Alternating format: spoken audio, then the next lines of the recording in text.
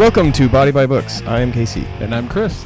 And today we're going to talk about Iron Prince, Warformed.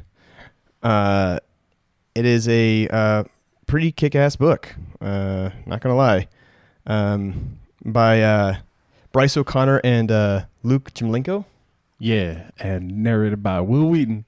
Not Will Wheaton. What? Luke Daniels. Oh, really? Oh, yeah, that was a different book. We'll definitely be reviewing a book that has been read by Will Wheaton. Yeah. But yes, this was Luke Daniels who did the Iron Druid Chronicles, which is funny because Iron is in the first name of the title. I mean, it's not like super important, but anyways. He's probably a fan of metal. Yeah. Ba-na-na-na-na-na-na. I don't know. That's the banana song. Anyways, let's get on to the book. This is going to be hard doing a spoiler-free one. It really is. But at least we can talk about the important stuff, which is in regards to the health aspect, but we can go over the basics of the story, give our, like, I would say maybe review, like I don't know if we have we didn't have a rating system. This is episode 2. We're totally recording this as number 2. We have not recorded any others other than this one and Frankenstein, for sure. Absolutely. So I guess we'll just jump right into it. It's the future. We'll break it down in simple terms. That way we don't have to get too technical. It's the future. People live on other planets. The main character is this kid who is a orphan named Reidon Ward. He grows up from the beginning. I mean, he's like 18 years old, right? Yeah. I think first up he might have been a little younger. A little younger, but he... But like, main story, yeah. About 18. Him a man. And him go to another planet. I guess I hold on one second. He is a person who has been through a lot because he has a genetic disorder, which is basically the futuristic space version of rheumatoid arthritis, I would guess. I mean, what would happen to your body? It seems to be an autoimmune disorder that causes you to grow bone fragments in your muscle, tissue, and organs. And he has had to go through multiple surgeries in order to survive. But that's not the main part of the story. That's a very important part, though. He participates in a combat sport, not unlike a combat sport that we participate in. Oh, true. It is kind of, Jugger plug, yeah. Anybody who hasn't heard of the sport jugger, look that up now because it's pretty kick-ass and pretty fun, and you can make a lot of friends. And he has not made a lot of friends playing this sport, actually. He's made a lot more enemies. Many more enemies than he makes friends. So he participates in a combat scenario game, combat sport basically, where you battle each other using it's all what's the word I'm looking for? Like fabricated. It's not real. He gets to a point where simulated. Yeah. What am I saying? I don't know how to use the word. It's a thing that's not real. It's fabricated. It ends in "eded." Anyways, so he and his friend Viviana Arata are kind of like not lower level. She's like higher level tier. He's lower level in this combat sport. But there's a prestigious institute that they're trying to get into, where if you score high enough on these 3 different tests, you can get in and basically get something that's called a CAD, which attaches itself to your arm or both arms. Sorry. And it will form around your body and create a weapon system based on what it feels that you should be doing as far as combat. This is for a future war where we are fighting against these things called the Archons that have that we feel are encroaching on our territory and are planning to take over the Earth. That is what is presented to the characters at the time. And we have recycled their or repurposed their own technology in order to become stronger humans. And these things are basically like cyborg suits that are kind of like a Power Ranger suit where that you can kind of summon with your mind that kind of form around your body. but they evolve over time. So they don't start off. You don't start off with a badass armor. Like you might start off with like, a clown glove or something. Like it can be a lot of things. Big rubber mallet. Yeah. There's according to the book there that I know of, there are these types that exist as far as we know: Lancer, Saber, Mauler, Brawler, A-type, Phalanx. Yeah. And between all of those, well, I'll tell you what happens to him, but basically he gets into the Institute after he is flunked initially because of the physical. There's 3 parts of the test: a academic, a physical, and then a third secret test. The secret test. I mean, I won't spoil that, I guess. I mean, that's it's kind of important, so we'll just leave it as is. We're trying to do spoiler free here. So he learns, or he gets in. Of course, so does his friend Viviana. Spoiler, yeah, spoiler. Well, I mean, the whole book is about the institute that he goes to. Yeah. So he goes to the institute, makes a new friend named Catcher, and then they basically the 3 of them become like pretty good friends until they meet up with. I guess I should have mentioned that they all get their CADs, right? So that special thing. Yeah. Did you want to elaborate on like what happens with his? Man, that's where I struggle with. I was like, I don't know how much I want to say because it could be surprising. But I will say that CADs are unique to their users, and due to his unique upbringing and trying to survive through these endless surgeries, he's developed a really high pain tolerance, and he's developed a very different way of going through scenarios and overcoming his shortcomings because due to his surgeries and his, we'll call it a disease. Yeah, it's a disease. So, it might be autoimmune, but whatever. It's a disease. He can't kick it on its own.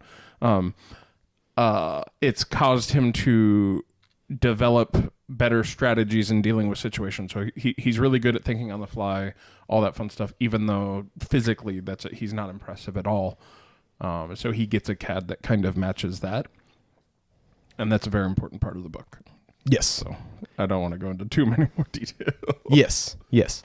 The way I think of disease, by the way, whenever I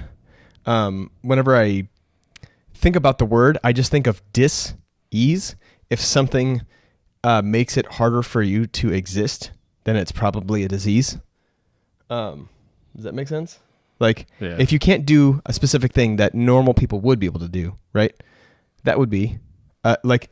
I know it sounds very weird, but like that's how I think about it. So like with an any autoimmune disorder is a disease, but that's because you can't do specific things with ease. It doesn't matter if it's something that you don't normally do. If it's something that a human should normally be able to do, if you can't do it, then it would be a disease, regardless of if you participate in that. Like, if you're a video gamer and you sat down and you're like, I don't go and play basketball, but then you got up and you tried to do it, and like you found out that like you had some issues that you didn't know were underlying that kept you from being able to actually play the sport when you actually wanted to. I would consider something like that a disease state. Okay. That's just a way to think about it, I guess. I don't know. That's a really generalized term, and I'm sure someone's going to be like, well, actually, it comes from the etymology of disorientation and easisystemia. I don't know, I just made that up. Yeah. Anyways, back to the book again. So basically, without spoiling anything, he makes a ton of enemies because of his rank. This book is heavily based on ranking up. So there's a lot of training, a lot of fighting, very detailed fights in this book. To a point where you could call it a fault if you weren't interested in listening to someone explain how the fights are. But I honestly really like the detail of the fights, and I like the passion that goes behind the character, especially. Think about someone think about being the underdog, like really, really thinking about the underdog, not like watching a you know, I don't know. It goes so much more into detail of how an underdog can thrive. Yes. Yeah. And how they have to struggle. Like the book is a struggle. Reidon is struggling the whole time. He's not some badass who just goes in there and is like, well, I'm just better than everybody. Like, and I just had to prove to everybody that I was the best. Like, he starts off sucking bad, and everybody's better than him. Literally everyone. Yeah, it's like the opposite of most like hero stories where like they're always really good, but the big issue is they don't believe in themselves or not enough or something like that. No, he believes. That's pretty much all he's got is he believes in himself. So, he's not a Mary Sue. He's a Suey mare. Sarimu? A Suey mare. That's like a mare is a horse. So a horse that goes Suey. So it's a pig horse. Yeah, pig horse. Reidon Pig Horse Ward. Wee. Anyways, so yeah, he struggles the entire book. He has bullies. I won't mention their names because there's a lot of them, but it's pretty epic. It's a very epic story. I will say, I guess we can kind of talk about his CAD type specifically. He does develop. We talked about all the different types. That A type that I mentioned earlier means atypical, and that is what he is. He gets taken under the wing of some people who do not hate him, and some people who are ambivalent to him initially, but then he grows on them, essentially. Yeah. Yeah.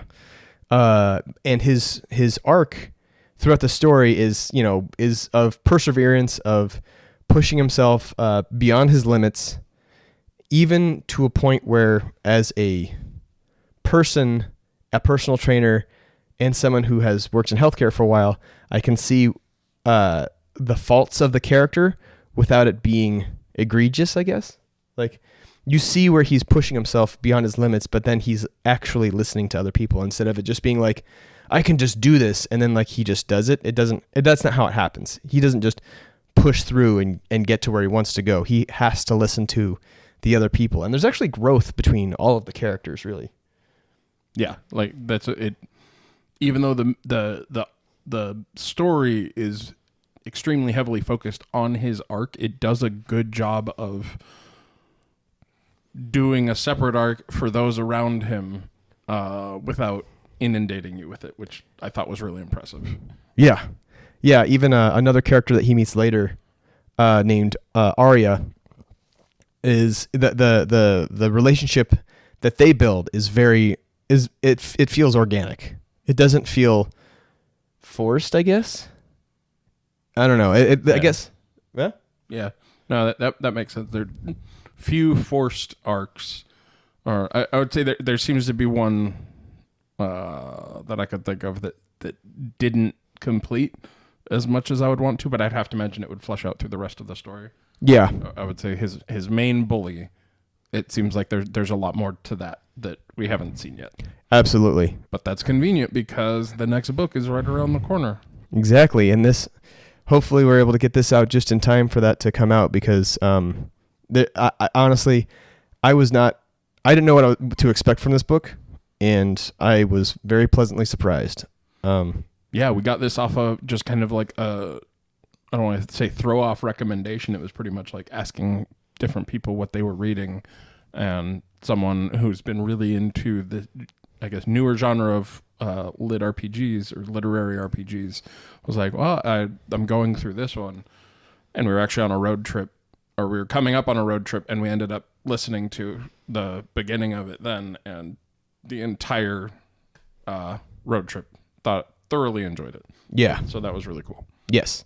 It was a banger, knockout the whole time. So really, really looking forward to the second book for sure. But yeah, so he has, I think I should also mention, he doesn't just have bullies that are in his class. He has bullies that are not students. And it makes me feel like he's in a school with other students. There's also teachers that don't like him. It's kind of magic-y. It might make you think of another story. He's also an orphan. Like, he's got two best friends. One's a guy, one's a girl. I mean, I don't know where I'm going with this. Yeah, it's not like do we keep it spoiler free by just like talking about Harry Potter? Yeah, we could do that. So, Reidon Potter is the what? Shit, I don't know anything about. I didn't read any of the Harry Potter. So okay. Every Harry Potter, I know enough about the Harry Potter from watching the movies. I was like, I could. Yeah, he's the boy who lived. His parents are gone.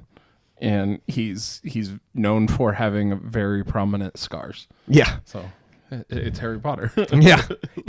I don't want to say that it's not a ripoff of Harry Potter. There's a few things that coincide, but in order to create a story like this, you could even say like The Goonies was Harry Potter if you look at it close enough. Yeah, I could see it. If you want to have one of those highly associative minds, you can. Like, I could do Lord of the Rings and Star Wars. I did that actually a while back. I was like, oh, yeah. But like the Venn diagram between this book and Harry Potter would basically be one circle. It's true. Whereas like Goonies in this would look like a ball sack. It connects it, but like just at the edge. Yeah. Just like a ball sack does. Yeah. But yeah, so he prevails at the very end. I don't even want to tell you what exactly is the actual apex of the story and what the achievement is at the end, but he does a good job. He does a good job. He redeems. Well, he doesn't actually. He was never actually bad. He's not redeemed in any way because he starts off at the bottom anyways. You can't redeem yourself after you've already started at the bottom. Yeah. Everybody thinks he's trash. Yes. And by the end of the book, less people think he's trash. Yes. Yeah, exactly. Many less people think he is trash by the end of the book. But it just it's a well-paced story. There's a lot of action, and yeah. I think. Is there anything you wanted to add to the synopsis of the story that might be important? That isn't spoiler free? No, I think we did a good job like summing up like where he's at and what about that we could then talk about for like health stuff. Yeah. So yeah, I think we're good to switch it up. Okay. So honestly, this book brings up, like, we could talk about the pillars of health. I really want to focus on the aspect of progression. This book is about progression. Like, I mean, if you think about it, most books are about progression of some sort, right? But this specifically is about physically and mentally. Well, let's break it down. The mind and the body. People break down mind and body as if they're different things. But if your mind is attached to your body because your brain is an organ, then you should probably see them as the same and you should treat them the same. So if your brain's not working correctly, it might not be something that you need to manifest all the time. Like, I'm not going to say no therapy. Therapy is great for people. People need therapy. However, there are physical things you can do to help yourself as well. And I think that this book does go over that without hitting you heavy-handedly with it. Yeah. Such as some characters talking to Reidon and telling him, hey, you need to eat, or hey, you need to sleep. Like, like having a healthy friend group around you to be that kind of external monitor, letting you know when you're going outside the bounds of health. This book had a lot of that. Yeah, absolutely. I think his the physical, like, let's go with like if we broke it down with the movement thing, right? So like this whole book is about movement. He's about getting stronger and progressing, continually training until he gets to the next level. His CAD evolves with him as he's going, which gives him more abilities and strengths, right? and it's something that you watch and learn as it progresses. And that is something that happens with people. If you train physically, if you work out and you work out hard and you do it correctly, you will see results. However, just like with training, if you don't sleep or you don't eat right, it's not going to you're not going to get what you want out of it as much as you want. Like, you can't just focus on training and expect to win. You can't just focus on eating and expect to win. You can't just focus on sleeping. Like, it's a balance. Yeah.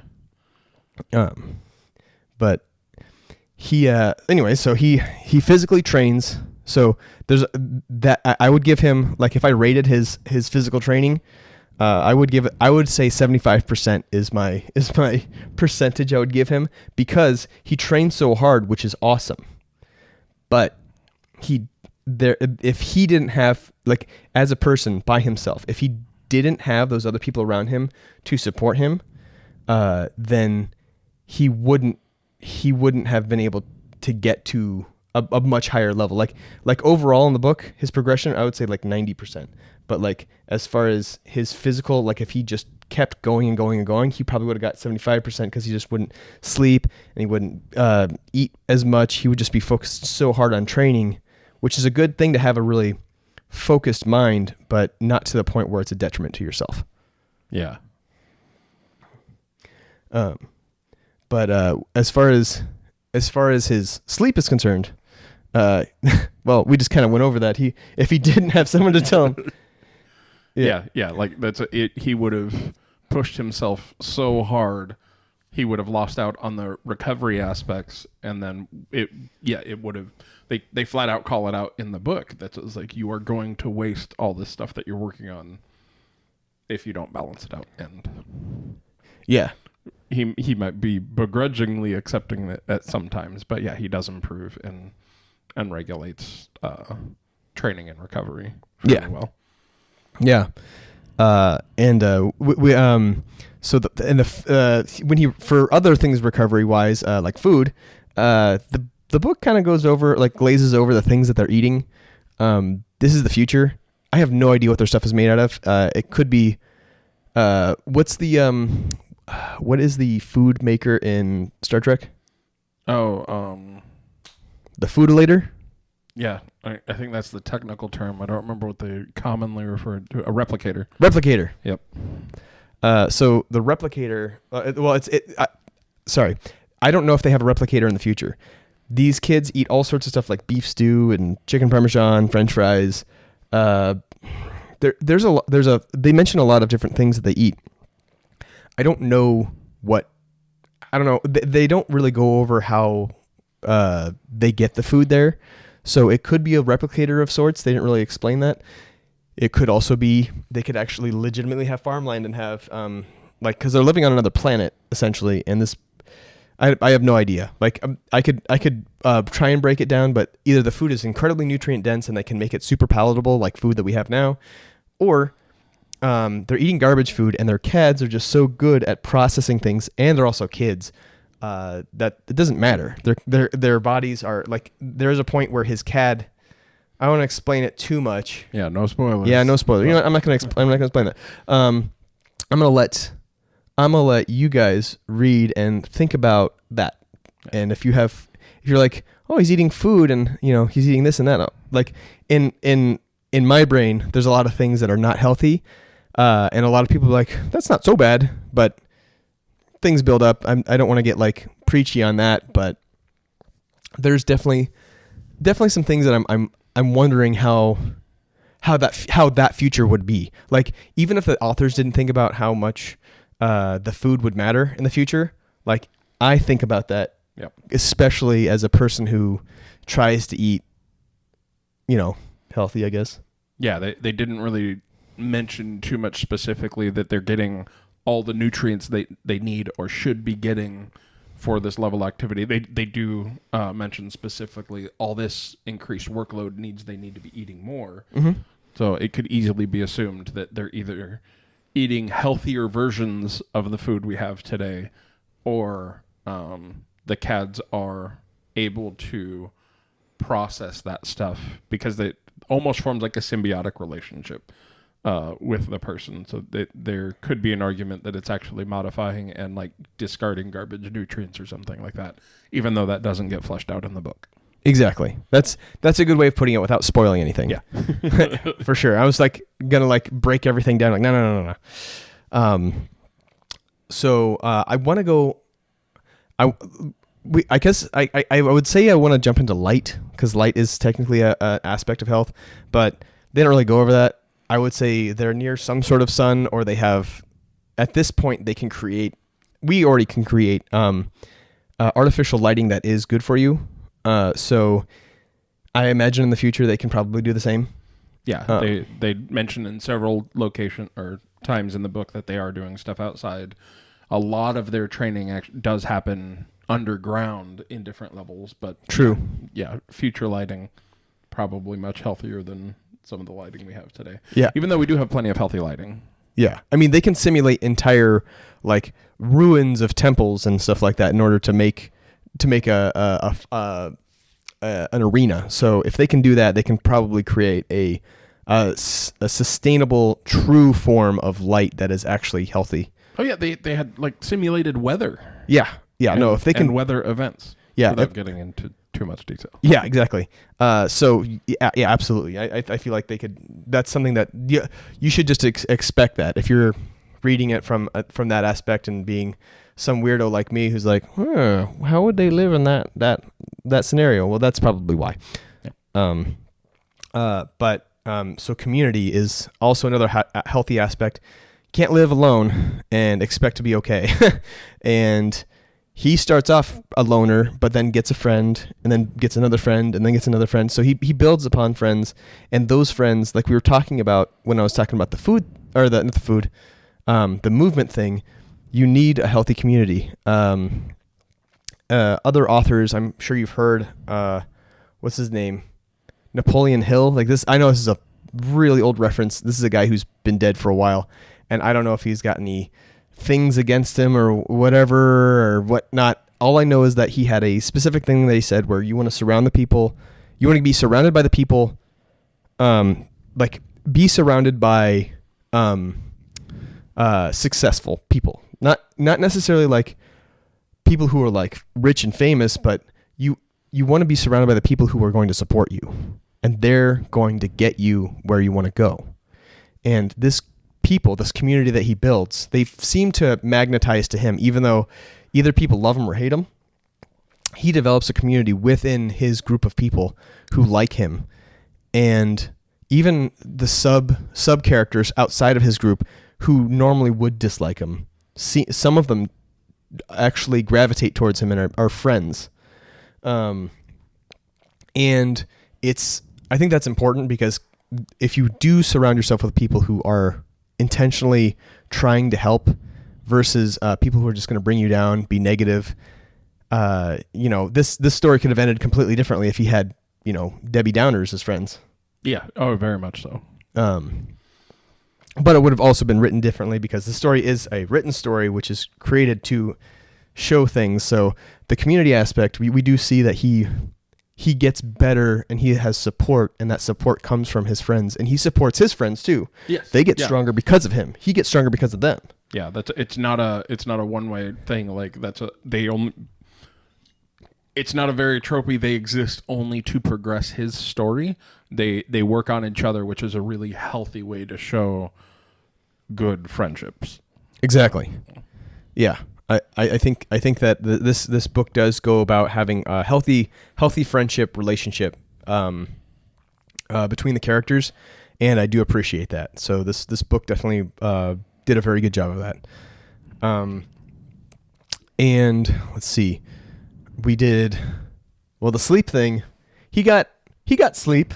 He got sleep. Yeah. Like they do mention it. Like it's normal when it gets to be lax. They throw a lot of warnings up. Yes. Like they do a more job of like tackling the stop having a bad sleep schedule, or like you need to get more sleep. So they're more on the you're pushing it too hard, not rewarding him for doing better. But yeah, they do tackle it. And they do a good job there. Yes. Like I said, he does sleep. I'm not saying I wasn't giving him like commendations on sleeping, but that was probably the worst thing that he did for himself was overtrain and not sleep as much as he should have, because he might have been able to be more mentally aware and more capable, though he already is, I would say, chaos in general, which that's kind of my MO, which is being completely spontaneous and off the cuff, which works.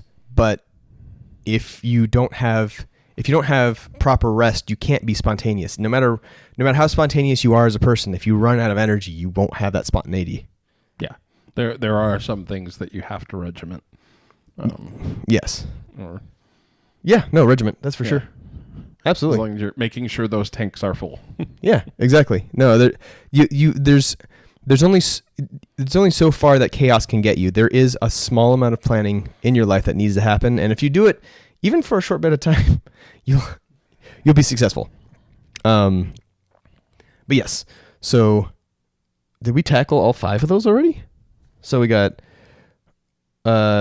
movement, sleep, community, light, eating, food, yeah. No, that we did a good job. Yeah. I mean, it does all fall under the umbrella of stress. So if you there is a way of looking at the 4 pillars of health as stress as one of the things. Stress is in everything. Everything that you do will cause some form of stress somewhere. I like to think it's almost like a magic system, right? So stress in your life, you can't do something without it causing stress somewhere else. That's just, you're not like, when you're sleeping, you're not doing anything. So people are like, oh, I've slept, now I have to do things. I haven't been doing anything for 8 hours or whatever. Like, I'm not trying to cause people to stress out when they're asleep. Don't do that. But no matter what you're doing, you're causing stress. When you're working out, you're causing stress. You're stressing your body, and that's making your body stronger. You just need to sleep in order to get that stress to be built back up to get more strength. When you eat, your body is going through stress trying to digest. When, you're, let's say, you're going out into the sun, you're going into the light, your body is being stressed out by the sun. It's just, stress is part of the 4 pillars of health, but I feel like it's more like the foundation of it almost, where it creates its level. I don't know. I probably should have fleshed that out before we started recording the second podcast ever. Yeah, we might forget to talk about that in future episodes for a little bit. Yeah, in future episodes that we did not record ahead of time. Yeah. But yeah, so there's a lot to it that is, it falls under the umbrella. So anyways, the book is fantastic. Like, I'm trying not to like go run on too much, but I really do enjoy this book, and I feel like it really did tackle a lot of aspects of health that maybe we wouldn't think of normally, and that's why I like talking about books in this way. You can see it from another aspect, and you can enjoy the review of the book and listen to this and be like, oh, okay, he wasn't trying to preach anything. I'm not going to try and tell you how to eat. I'm not going to tell you how to work out, but I will say that there's those 5 things in your life that are really important. And if it's a rinse and repeat every single time, if I have to go over it every time, it doesn't hurt to hear it. Be like, hey, I should probably sleep. Or, hey, maybe I shouldn't eat an entire birthday cake on my own. Yeah, no, my favorite is half a box of Oreos. I've done that. Yeah. Yep. I've done. I have downed an entire pizza in an hour. So I definitely understand that. That was in Ireland though, and it was probably made with better ingredients than we have. Oh yeah, Irish pizzas have no calories. So yeah, that's fine. Yeah, exactly. No calories. No. It's basically just a giant B complex. But yeah, so I think we've tackled everything. Is there anything that you maybe wanted to point out? Might be like more ancillary to just like health and well, no, I could still tie it in. Go for it. Just the how it measures advancement in this book, like that's it just constantly that's it ranking his ability and improving. If that existed in like a health video game, the closest thing I could think of was for the Switch, the Ring Fit Adventure game. Oh, You got kind of rated on exercise a little bit, but like if everything in the game, or like an MMO or RPG, like that's if you had to like jog in order to like increase your endurance in a game or something like that, and everything you did was measured out in this faction. Yeah. So it was like gamifying working out in real life. Oh, that would be amazing. Yeah, absolutely. Like if there was a way to, I mean, I think people are already working on that. There's somebody who is trying to develop. I mean, there's already tons of games that are fitness based that are intentionally supposed to, like, they're trying to get you better, right? Oh yeah, to a degree. Yeah. Like there's like workout games, or like there's a boxing one that I really like right now, but I can never take the gains that I get from that boxing game into a fighting game, for example. Yeah. So like if I was able to improve my stats as a fighter by boxing so that I could fight stronger enemies in a game, that I think would drive me a lot more than just individual workout games. But yeah, I think we're getting there. Yeah, we're definitely getting there, and I feel like in the future we'll probably see some cool stuff for sure. I mean, we already have portable virtual reality headsets, so all we need to do is make those way less and find a way to make it so it's not controllers. Maybe it's like haptic gloves. I don't know. You know what? Maybe in the future we should totally do Ready Player One as if we haven't already done it. Oh man, that would be a great follow-up. What a great follow-up. That might be a little bit more disjointed than this one. Yeah, I should read that book. Me too. Read by, who was it? Will Wheaton? Oh, he narrated that, didn't he? Oh, that's weird. Convenient. Convenient. Anyways, yeah, I think that's all I have for the book. How about you? Yep. Yeah, I think that my opinion came across, I believe. I love this book. I love this book too. It's pretty good. And I can't wait for the next one. So, again, thank you all for playing. And you guys have a good one.